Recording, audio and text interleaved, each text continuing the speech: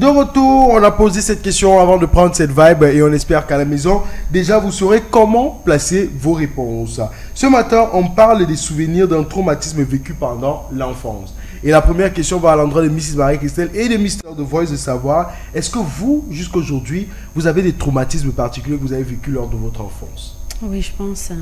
Si oui, je pense que j'en lesquels ai même plusieurs. Et pourquoi vous qualifiez ça de traumatisme? Je vais citer certains et ne pas en citer d'autres parce qu'ils sont un peu trop vraiment intimes. Mais déjà de voir mes parents se battre, ça revient dans ma tête. Oui. Se battre comment? Pour ton avenir ou bagarrer? Non, qu'ils se battent, ils bagarrent en fait. Lui, il ne bagarre pas, mais on vient l'attraper pour la bagarre. Et donc du coup, à certains moments, je pense qu'il était obligé de se défendre un peu parce que j'ai cette image de ma maman qui a le sang au niveau de sa tête et elle est en train d'attacher les bâtons. Tu vois un peu le couple qui finit de bagarrer, au lieu de se séparer, vous devez maintenant alors vous battre pour la vie. Tu comprends un peu? De voir Père Ngoklikok qui sort, il dit qu'il part chercher le... C'est vrai qu'il avait aussi quand même sa technique pour chercher le travail. Là, que quand j'analyse aujourd'hui, c'est comme s'il cherchait pas. Parce que quand tu vois un peu le genre de père qui sort toujours avec la chemise en main, il a sa chemise là et il a l'autre en main et part chercher le travail. Toi, tu pars comme ça tous les soirs, tu rentres, tu vois. Il part, il revient, il part, il revient. À l'époque là, je me disais que quand tu pars comme ça, on va te donner le travail. Mais quand j'analyse le type là, il nous faisait ça, Dieu. C'est sûr qu'il partait s'asseoir quelque part. Bon, la majorité font ça. Il rentre parce qu'il est dépassé. La majorité font ça. Bon, je vais juste te placer moi, pas que je te coupe, pour dire que beaucoup d'hommes à la maison, quand l'homme se retrouve dans un problème d'emploi, il a cette pression-là qui est parfois ramenée par le vécu à la maison. Et la femme, elle va toujours te rappeler que comme tu vois là, il y a les factures qu'il faut payer à ceci, à cela. Il faut te bouger. Voilà. Et maintenant, l'homme, il ne veut pas rester à la maison, commencer à aider aux tâches. C'est-à-dire peut-être aider maman à attacher le bâton ou se retrouver en train de faire le ménage ou se retrouver en train de préparer les enfants. Donc pour alléger un peu les tâches, il préfère lui sortir, même s'il ne sait pas où trouver le travail, pas s'asseoir dans un bar ou un coin ou un restaurant ou un coin de discussion ou un coin même de son gars. En fait, un coin de distraction pour lui. Et là-bas, il va discuter. Au moins, il va oublier ses problèmes. Mais le soir, tu rentres quand même retrouver ces problèmes-là. Je pense que c'est ce que Père Ngoklikok faisait. Tu vois un peu. Et donc, dans tous ces problèmes où la vie était dure, où il fallait que c'est un côté qui se batte, non seulement à attacher les bâtons de manioc et s'asseoir sur la machine et tout et tout, ce n'était pas évident. Il fallait de temps en temps les voir dans cette situation-là où quand Ngoklikok voit que c'est chaud, elle prend son maître, elle dit qu'elle va se suicider.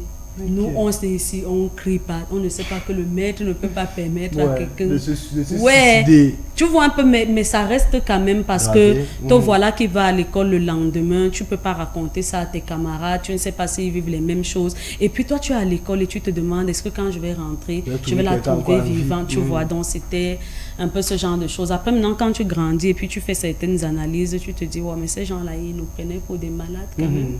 Ils se jouaient parce que nous, on était toujours là en train de pleurer. Non, papa, laisse là. Non, maman fait que, non, ceci.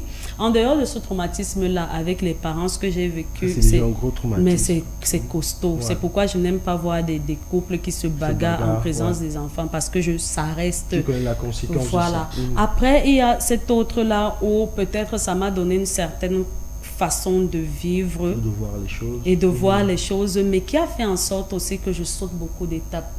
Parce que moi, les interbancs, les interclasses, les relations au quartier, les amis des quartiers, non, je n'avais pas ça. Une vie vraiment enfermée où l'objectif, c'était de réussir à l'école. Après, quand tu ne réussis pas la moindre bavure, mais on te bastonne comme si c'est un serpent qu'on est venu attraper en train de... Oh là là, on me...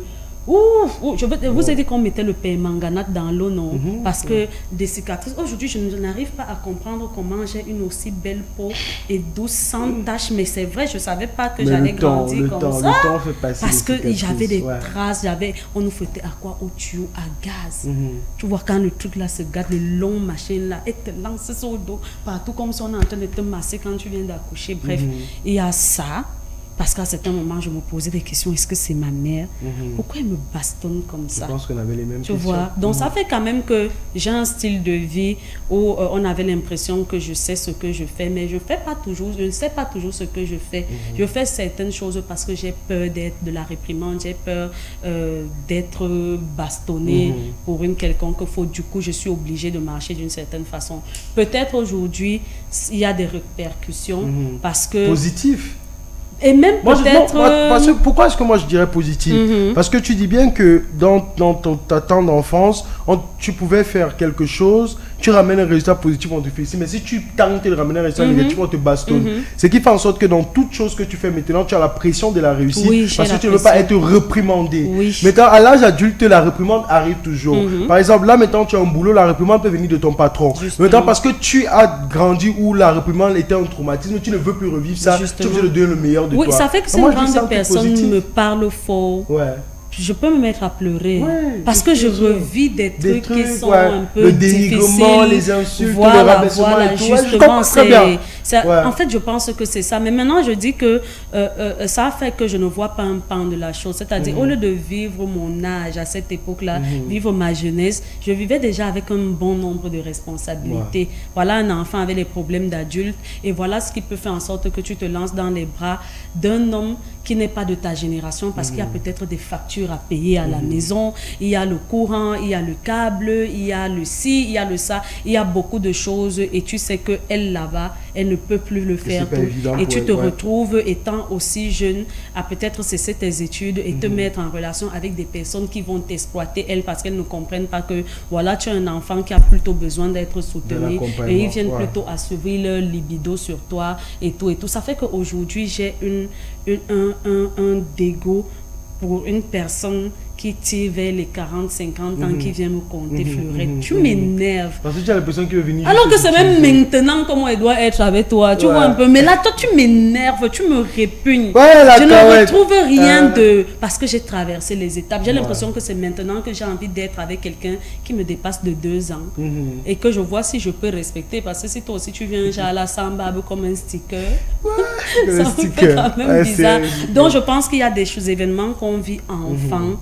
Et qui restent gravés, qui ont un impact.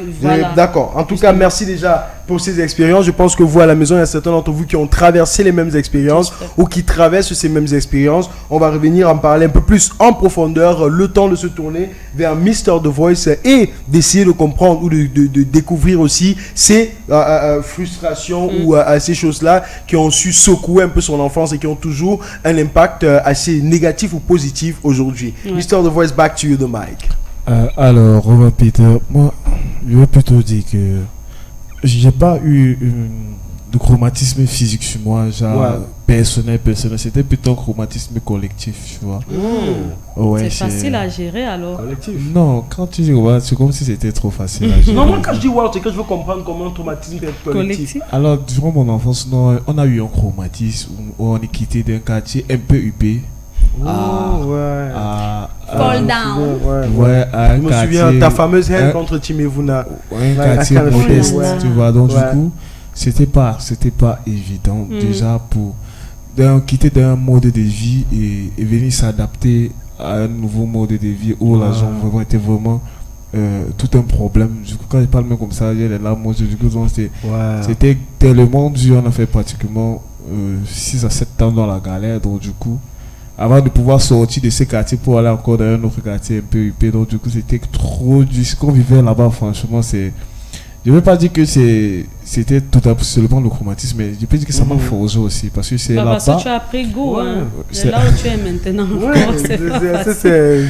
Non, je veux dire que là-bas quand même, j'ai eu à m'adapter à cette situation qui c'est que quand ceci arrive, on cherche à sortir là. Donc, je veux dire que ça m'a forcé à ne plus avoir un jugement peut-être sur la personne, donc sur une personne. Donc, je ne pas donner un jugement sur une personne, car ce sont les choses qui arrivent. Donc, du coup, je me dis, c'est la vie, c'est comme ça, j'avance avec ça.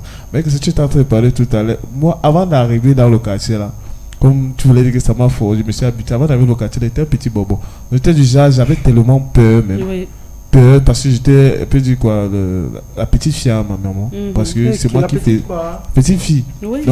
C'est moi qui faisais tout, les tâches, viens ici, fais comme ça. Donc, du coup, j'étais trop timide. Avant d'aller dans ce quartier, c'est là où ça m'a beaucoup forgé, là où mon côté homme même est sorti. Donc, c'est là-bas que j'ai vraiment... C'est là-bas que je suis devenu homme. Donc, du coup, et là-bas, il y a eu tellement de choses que citer là, c'est comme si... On va pas prendre le temps ne va pas nous permettre de tout citer parce que là-bas c'était vraiment le petit frère de l'enfer, donc du coup mais on a pu quand même sortir de là, donc moi je veux dire que c'est un traumatisme collectif. Bon, moi seul j'ai pas encore eu un traumatisme des oncles, des machins, non. Ça c'était un traumatisme collectif que moi j'ai à dire. D'accord. Bon, vu qu'on partage les expériences, je vais aussi me lancer. Mais moi, je vais tout simplement dire que j'ai presque vécu les mêmes choses que Mrs. Marie Christelle et toi, Mr. The Voice. Mais pour moi, je ne sais pas si aujourd'hui je peux qualifier ça de traumatisme. Pourquoi? Parce que je ne sais pas d'où je tenais la force ou l'énergie de pouvoir surmonter tout ça comme si c'était un truc que Dieu mettait sur moi. Je reprends par exemple le cas où dans mes 6 à 7 ans, je me voyais être violé par ma tante. Et pour moi, c'était... En fait, tu vois, jusqu'à aujourd'hui, pour moi, ça n'a jamais été un traumatisme. Parce que moi j'ai vu ça comme un truc que si c'est Dieu, c'est Dieu. Après tu quittes dessus. Qu'est-ce que moi j'ai fait? Je vois pas en quoi un enfant de 7 ans va attirer une fille qui est déjà dans les 25 ans, 27 ans ou 30 ans. Je ne vois pas ce que j'ai pu faire. C'est quoi? Je suis seulement le mimi des mimis. Je suis quoi? En fait tu essaies de comprendre. Et ça sont les questions. Si tu te poses ces questions là, ça peut même encore te traumatiser un peu plus. Au contraire, moi j'avais cette force là, c'est niaque. Il y avait le fait que je voulais tant bien voir ma mère peut-être mariée, ma mère peut-être dans un foyer, ma mère peut-être avec un homme qui pourrait jouer le rôle de père, ou pourquoi pas mon père, tu vois. Mais après, tu te rends compte que ce sont les questions que tu te poses, mais tu ne peux rien faire. À Noël, carrément, tu ne reçois aucun cadeau. Tu vois les enfants au quartier avec les cadeaux de partout. Mais moi, j'étais habitué. D'abord, quand on vient dans un camp qui avait, c'était 5 manguiers, moi, je récupérais les branches de ces manguiers-là, je formais mes petits robots. Donc, tu vois, j'avais même ma manière à moi de jouer. Je m'inquiétais moins de tout ce qui était autour de moi. Au contraire, j'essayais de prendre plutôt des résolutions. C'est pour ça que je me suis carrément levé. J'ai dit, moi, il faut que j'ai une famille. Si je n'ai pas grandi dans une famille, il faut que moi j'ai une famille. Si je n'ai pas grandi dans une maison où il pleut et tu peux dormir calmement, il faut que je puisse au moins avoir une maison où il pleut et je dors calmement. Si j'ai eu, comment dire, ce couloir où je me retrouvais molesté par ma tante, il ne faut pas que je permette à mon enfant ou à un neveu ou à un cousin qui est très proche de moi de vivre les mêmes situations. En fait, toutes ces frustrations pour moi devenaient plutôt des résolutions. Donc aujourd'hui, je vais se dire que j'en tire le positif parce que je suis fier de moi parce que je suis une bonne personne. Ça c'est au fond de moi. Tout ça parce que j'ai vécu toutes ces choses. Mais si je n'avais pas vécu ces choses, peut-être je ne pourrais pas peser le bien et le mal et je serais peut-être perdu dans ce milieu à être un paradoxe qui ne sait pas s'il doit partir pour le bien ou il doit partir pour le mal. Donc, to me, that's kind of something I cultivated. Bon, maintenant, je vais revenir chez Mrs. Marie Christelle pour avoir cette petite question de savoir où est-ce que toi, tu tirais ta force pour pouvoir surmonter tout ça? Bon, peut-être c'est déjà naturel, parce que je ne peux pas savoir, je ne peux pas dire exactement où je tirais ma force. Dans le cadre personnel, je suis d'une fratrie de 5 où les autres sont tous bruns carrément autour de moi et je suis noire. Tu vois, ça crée déjà une certaine différence et je me dis, ok, par cette différence, il faut que moi je puisse me marquer, tu vois un peu. Il faut que moi je sois vraiment du genre, quand on nous voit sur la photo, là on voit bleu, brun et la personne au milieu là est noire. Je pense que ça commence à venir de là où tu commences à travailler ton mental en te disant que tu n'es pas comme les autres. Donc, je ne peux pas savoir exactement d'où me venait la force. Mais si c'est que les gens commençaient même à partir à l'église dans notre cercle familial, quand je le dis, c'est du genre ma mère et ses enfants, ça vient de moi. C'est que un dimanche, je n'ai rien à faire et je vois les enfants du quartier partir à l'église et je les suis. Et moi aussi, j'entre dans un truc comme ça où je m'ennuie, où tout le temps j'ai sommeil, où le prêtre parle et tout. Mais je persiste et un jour sur ma route, je rencontre une cousine qui ne m'amène plus dans l'église où je partais, mais on va dans une autre qui était bien plus loin que celle où je partais. Et bizarrement, on ne me cherchait pas, on savait qu'elle est partie à l'église. Et là-bas, je prends goût parce que là-bas, les enfants chantent, ils dansent. En fait, c'est juste un moment de jouissance, voilà. Et c'est comme ça qu'au fur et à mesure, maintenant, je peux partir avec une de mes sœurs et tout. Et puis un matin, je dis à ma mère que tu ne penses pas que tu peux même aussi cesser de coudre le dimanche. Les femmes qui viennent te donner le travail dimanche, elles vont à l'église, toi tu travailles. Non, prends aussi ça comme journée et puis tout le monde. Donc il y a ce truc-là qui est peut-être en moi, ou je ne sais pas d'où ça vient. Il y a ce truc-là qui me permet de trouver, de pouvoir booster les gens et de pouvoir me booster moi-même. C'est quand j'en ai eu assez, quand j'en ai vraiment eu marre, où je pensais que ma force vient maintenant d'une personne et que cette personne-là me lâche, que je me suis dit, bon, ça en vaut plus la peine d'être sur la terre. Mais pourtant, il y avait toujours ce petit truc-là qui me permettait d'avancer. Aujourd'hui, c'est pas comme si les choses sont faciles. C'est pas comme si maintenant, je n'ai pas ce qui m'affaiblit le moral. Mais tu gères ça avec plus d'expertise. Oui, je ne gère plus en me, je ne me confonds avec les émotions. Pas. Oui, ce n'est plus comme si je dis, waouh. Si vous pensez que vous allez me tuer, moi, vous dites vous n'allez pas me tuer. Là, c'est vraiment complètement différent maintenant. Mais ce n'était pas... Après aussi, il y a que... On a grandi dans un contexte où vous êtes au courant des souffrances des gens qui sont autour de vous. Et vous ne devez pas blaguer avec le moindre effort que la personne fait pour vous. Donc, du coup, si on souffre, à Noël, on a un seul bâton de manioc qu'on doit diviser en 6 et que on a pu me payer les études quelque part. Je n'ai pas arrivé à l'école et faire comme mes camarades dont les parents ne fournissent pas les mêmes efforts parce que eux là-bas peuvent échouer le nombre de fois qu'ils veulent qu'on va toujours payer la pension. Toi, moi, si j'échoue là, on va me payer l'école une fois par an et pour une nouvelle classe. Donc, comme je suis là, si j'échoue, je vais apprendre à mettre les boutons. Parce qu'un temps, quand ça l'a dépassé, pour les habits des morts, vous venez décorer, tu mets les perles, tu fais ceci. Donc, je voyais déjà un peu ma destinée et je ne voulais pas moi. Donc, du coup, tout ça vient de là. J'étais très tôt consciente du cadre dans lequel nous sommes. Très tôt consciente du fait que on peut travailler et sortir de cette situation-là. Je savais déjà, étant dans cet âge-là même, que je peux être avec quelqu'un qui va me positionner. Tu vois, ça, en fait, tu avais déjà réfléchi, loin, mes antennes étaient déjà, voilà. Donc, du coup, il fallait juste que je trouve la bonne personne, que je trouve le bon angle, et c'est ça qui devient difficile, parce que maintenant, tu as les pions. Il faut donc maintenant les poser comment pour pouvoir... Ça devient un jeu d'échecs. D'accord, Mrs. Marie-Christelle. Bon, dernière question, Mr. The Voice. Est-il possible d'effacer honnêtement ces anciens souvenirs, ces anciens traumatismes qui ont marqué quelqu'un négativement de par l'enfance? Romain Peter, effacer c'est quand même dur. Je vais dire qu'on vit avec. C'est une cicatrice, tu vois. La seule chose qu'on peut faire là, c'est se surmonter, essayer de surmonter cela. Parce que quel qu'en soit ce que tu vas faire, tu vas toujours penser à cela. C'est gravé dans ton cerveau. Quand on parle de chromatisme, c'est pas, tu mets que son empreinte est là. Donc, du coup, c'est toute ta vie. Donc, moi, je trouve que le mot effacer est trop dur, mais dire surmonter et vivre avec, c'est plus facile. D'accord. Et toi, Mrs. Marie-Christelle? Moi, je pense que c'est pareil. On vit avec, on en tire des leçons. On retient ce qui est positif, ça nous aide. Et ce qui est négatif, on se dit, bah, il fallait que ça arrive certainement et c'est pour cela que ça arrivait. On ne va pas tout le temps, moi je ne vais pas me lever à mon âge et je ne vais pas dire à ma mère que pourquoi tu me tapais trop. Toi, si tu me tapais trop quand j'étais enfant, donc du coup comme je suis comme ça maintenant, impossible. Impossible, parce que quand tu grandis maintenant, tu comprends que vous avez été dans cette situation parce que le stress que je gère maintenant étant seule, elle gérait certainement avec plus de charge que... tu vois, donc tu ne peux pas lui en vouloir et tu te dis, waouh, c'est arrivé comme ça. On gère pareil pour ce père qui part, il vous laisse enfant et puis il vous retrouve quand vous êtes déjà grand. À mon âge, ce n'est plus non papa, tu m'as manqué, j'ai voulu une vision, un visage paternel dans ma vie, tu n'étais pas là, ça ne me sert pas.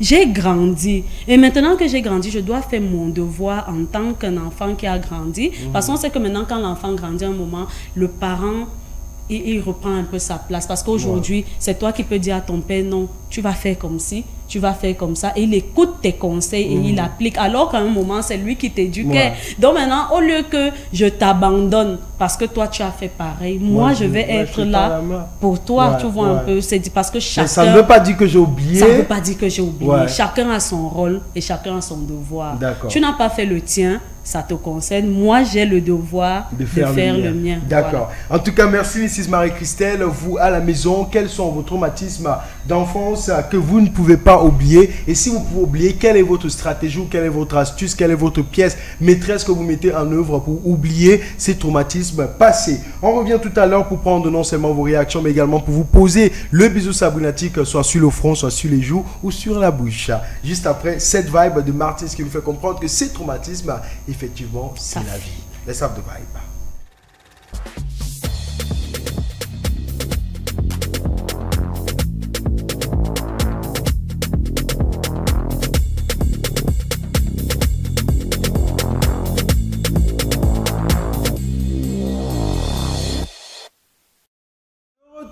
On garde toujours la même précision. Cette chanson de Martins est disponible sur toutes les plateformes de téléchargement légal. Le titre c'est la vie. Vous avez donc vu qu'à l'intérieur il a vécu la même expérience que la voix a vécu hier soir. That's kind of you go, you see a girl, you like her, you et tu rentres avec elle. Bon, Mrs. Marie-Christelle Bott et notre bro toujours au taquet à son rôle. Deux ministres de la communication, on va prendre quelques réactions avant de boucler notre sujet et vous poser le fameux bisou sabrinatique. On va commencer par ce message de Gaël Mbega qui dit partiel renvoie à quelque chose de limité ou incomplète. Exemple, j'ai obtenu une note de 80% à l'examen partiel de mathématiques. Cela signifie que j'ai répondu correctement à une partie des questions, mais pas à toutes. Et partial renvoie à quelque chose de favorisé, de préféré. Exemple, la décision du jury a été contestée en raison de son parti pris partial en faveur de l'accusation, ce qui a influencé le verdict final. Donc, Rufus nous disait tout à l'heure que le juge est impartial quand il donne son jugement en fonction d'un problème. Mais là, Gaël nous montre que on peut aussi voir un jury partial, c'est-à-dire que il a carrément son côté et il donne un jugement en raison de l'influence et ce qui n'est pas bien du tout. Donc, tu vois que moi aussi de mon côté j'avais raison. Sur le rond et le carré. Regarde, là, quand on dit une partie, une partie partielle, c'est le carré, c'est ce que j'ai dit. Mais dans le rond, pour que quelqu'un te favorise, il faut qu'il soit de ton cercle. Alors, oh là là, mon Dieu là. Non mais c'est dedans, hein. C'est vrai. Il faut qu'il soit de ton cercle. Ne pas de moi, ma soeur. Ouais, tout est dans l'explication. Ne faites pas souvent quelqu'un te donne la... Pourquoi on dit toujours justifier votre... Parce qu'à partir de la justification, on peut te donner le point. Quand tu dis que dans un cercle, quelqu'un prend part, ça veut dire qu'il est dans ton cercle, mais il te défend. Voilà, et donc il fait les choses... Voilà. Il fait les choses avec beaucoup de favoritisme. Très bien, et c'est partial. Et c'est partial. Coucou les ouches, comme vous êtes beaux ce matin, surtout Tata MC, merci. C'est Lorraine depuis Kribi. Bisous Lolo. Bonjour le Morning Show. Moi, personnellement, je pense que... Ah, ça fait trop, hein, Alan. Personnellement, je pense que c'est impossible d'oublier ni d'effacer, peu importe la durée et le temps, car la mémoire humaine n'est pas volatile. En réalité, on fait semblant d'oublier d'une manière partielle, mais au fond, c'est le contraire. C'est Alan depuis Ekounou Palais. Ça, c'est clair. Oui, on ne fait pas semblant d'oublier, on oublie. On n'oublie pas, on vit avec. Merci. Oui, en fait, c'est ancré en nous, mais après, on ne va pas commencer à se... c'est comme la mort. Voilà. C'est comme la mort. Au départ, tu as l'impression que tu vas pleurer la personne toute ta vie, mais après, mais à un moment, tu te retrouves à rire.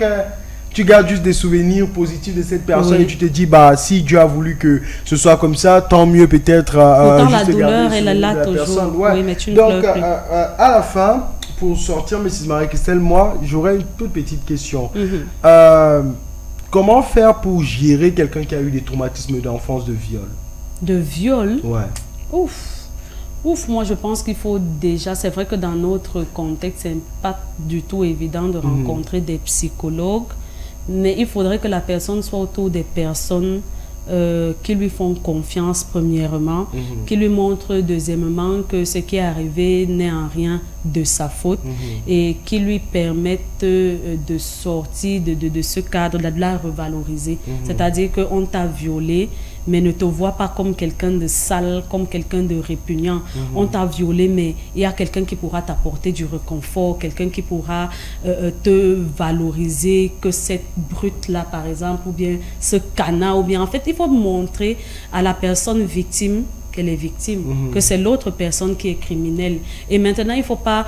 tu vas pas parler à quelqu'un qu'on a violé et lui dire que toi aussi, pourquoi tu n'avais pas dit? Voilà. C'est comme si tu prenais plaisir, toi aussi ceci. Non, tout se passe... Oui, ou pourquoi tu avais mis une minute. Je peux vous dire de ne pas sortir à 20 h. Quand on vous dit ceci, ce n'est pas de ça qu'il est question. C'est que la personne est en train de traverser un truc. Moi, si je passe dans un marché et qu'un gars me sexualise, il me touche, il met la main soit sur ma poitrine, je peux déposer mon sac comme bagarre. Je ne suis pas là pour regarder que non, il passe à la télé, il faut une certaine tenue, je vais te faire ta fête parce que ça m'a heurté. Combien de... Non. Que je ne veux pas. Non, ça c'est trop fort. Je peux m'asseoir à un coin, je me mets à pleurer, ce n'est pas réussi. Oui, parce que si tu me fais ça, si je dois prendre un caillou, je t'allume. Si je ne réussis pas à faire ça, il faut que je me mette dans un coin, je pleure correctement parce que je suis touchée dans mon être, dans ma dignité, tu vois un peu. Donc il n'est pas question, et on doit comprendre que le moral est différent en fonction des organismes. Ce que tu es capable de supporter, une autre personne n'est pas capable de la supporter, qu'elle soit infime ou qu'elle soit grande. Mais il faut te dire que la façon dont toi tu as pu gérer certaines douleurs, qu'il arrive soit la même chose, soit moi une personne qui prend ça de façon que toi tu vas juger extravagante, il ne faut pas le faire. Parce que tout se passe dans la tête et on n'est pas dans la tête de quelqu'un pour mesurer son degré de douleur. Donc quand tu te retrouves face à une personne qui a subi une certaine violence, il faut d'abord légitimiser sa colère, sa frustration, lui montrer qu'il a raison d'être dans cette situation-là et permettre à la personne de se donner une nouvelle valeur. On va lui montrer que, ok, comme toi tu as été victime de viol, ne permet pas que ça arrive à d'autres personnes. Crée une association où maintenant tu vas parler, où tu vas accueillir des personnes pour qu'ensemble vous combattez de ci ou de cela. Après maintenant, quand tu es avec un homme, il faut qu'il te montre vraiment que ce n'est pas peut-être le sexe qui est important, qu'il t'amène à t'apprécier et tout. Bref, il y a un bon nombre de choses et c'est beaucoup en fonction de la façon dont la personne dirige aussi son problème. Parce que vous savez que tu ne peux pas venir, c'est comme quand on part chez un marabout. Si tu lui dis que regarde ma vie, il regarde ta vie, même s'il voit là-bas que ton enfant est en danger, il ne parle pas parce que c'est ta part. Mais si tu pars maintenant que le plan général, mon grand-père, ma tante, lui aussi, il entre partout. Donc, en fonction de comme la personne vient pleurer, que ce n'est même pas le viol qui me dérange parce que j'avais pris mon pied. Ce qui me dérange, c'est que mon gars a su et il ne veut plus de moi. C'est différent. Quand tu vas amener l'approche de la personne là pour qu'elle sorte de là, ce n'est pas du viol. C'est pas la même approche que tu as. C'est de permettre qu'elle trouve des astuces pour reconquérir la personne qui est importante. Donc, tout en fonction de comment la personne prend un problème, vous amenez la personne à sortir de ce problème-là en essayant d'être à la place de la personne sans toutefois mettre un quelconque jugement. Je pense que tout part de là.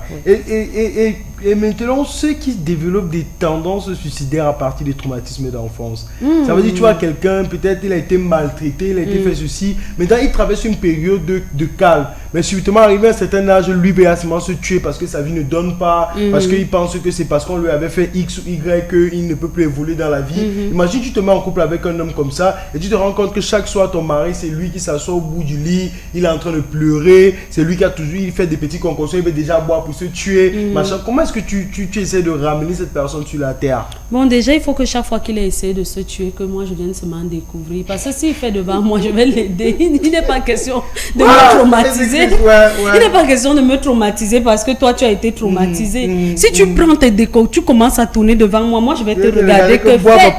Mais si c'est qu'un jour, je suis venu te trouver, tu baves déjà et qu'on a réussi à te sortir de là. La cuillère, tu mets dans sa bouche. Oui, je vais essayer, je vais me battre vraiment autant que je peux. Mais vraiment, personne ne peut aller contre ta destinée. Si toi, tu sens que c'est la route que tu t'es donnée, tu vas partir. Tout ce que je vais te supplier dans nos trucs, c'est que on a déjà les enfants. Si c'est que tu te suicides, laisse même quelque chose, non seulement tu laisses quelque chose, mais c'est la malédiction que tu mets sur eux. Est-ce que tu penses qu'eux aussi doivent... Tu vois un peu. Donc on essaye de te faire comprendre qu'ici il n'est plus question de toi seulement, mais il est question de toute une famille, de toute une génération, et c'est un problème. Il faut que tu te reprennes en main. Et on aide ce genre de personnes quand la personne montre une certaine volonté. Mais tu vas voir d'autres personnes là où ça devient comme une sorte de chantage, un peu peu mieux, je vais même boire les remèdes. Un peu mieux, je meurs même, frère. C'est vous les femmes, non, mais tu vas partir. Vous aimez beaucoup ça. Tu vas partir parce que les gens ne peuvent pas te donner au-delà de ce qu'elles possèdent. Quelqu'un ne peut pas te donner sa vie. Ce n'est pas parce que toi, tu vas te suicider que je vais te dire que chérie, mieux moi je meurs, toi tu restes. Non, papa, je ne peux pas. Donc, je vais t'apporter comme je peux. Et quand ça va me dépasser, je vais appeler ta famille pour dire que si c'est même déjà un problème psychologique, vous prenez un peu d'abord, vous amenez soit à l'hôpital, soit au village, qu'on voit si c'est que ce qu'il fait là, c'est encore de lui-même. Parce que moi, ça m'a dépassé. Non, il y a des choses que quand tu n'as pas la force, remets aux gens. Je te dis tout. Un fardeau ne reste pas éternellement sur les épaules de quelqu'un. Bon, moi, j'apprécie beaucoup déjà le fait que tu as ramené la compréhension. Parce qu'après, tu essaies de comprendre la personne. Après, tu essaies d'aider la personne. Mais j'aime aussi cette phrase qui dit c'est pas parce que tu as été traumatisé que moi, tu vas me traumatiser. Et beaucoup de personnes qui comprennent ça sont des personnes là qui veulent le bien des autres. Parce que si tu es passé par un traumatisme, au contraire, tu l'as vu ce qu'on appelle un avenger. Quelqu'un qui est censé protéger les autres qui ont traversé ce même, qui traversent ce même traumatisme ou qui ont vécu ou qui risquent de vivre ça. En fait, tu deviens comme un super-héros pour ces personnes-là. C'est toi qui ramènes toutes ces personnes sur le droit chemin. C'est toi qui consoles ces personnes. Pourquoi? Parce que tu as su cultiver la force et l'énergie nécessaires pour traverser ce genre de situation. Et honnêtement, quand tu te mets dans une case pareille, la vie ne peut qu'être meilleure. Nous tous, on a vécu des situations qui nous dépassent. On a vécu des situations qu'on n'arrive pas à expliquer même aux gens jusqu'à aujourd'hui. Et je vous assure, mais c'est mal que c'est à partager ses traumatismes tout comme Mr. The Voice, tout comme moi. Mais il faut dire qu'à la fin, au fond du cœur, il y a toujours ces traumatismes-là qu'on ne peut pas vraiment en parler ouvertement, qui font toujours mal. Mais ça ne nous empêche pas d'être heureux. Ça ne nous empêche pas de travailler. Ça ne nous empêche pas d'être des êtres humains intègres. Ça ne nous empêche pas d'être des bonnes personnes avec les autres. C'est pas parce que nous, on a vécu un certain traumatisme qu'on va devenir des bullies, comme on dit souvent en anglais, pour d'autres personnes. No. Instead, take care of yourself and take care of others around you. That's the best you can do for yourself.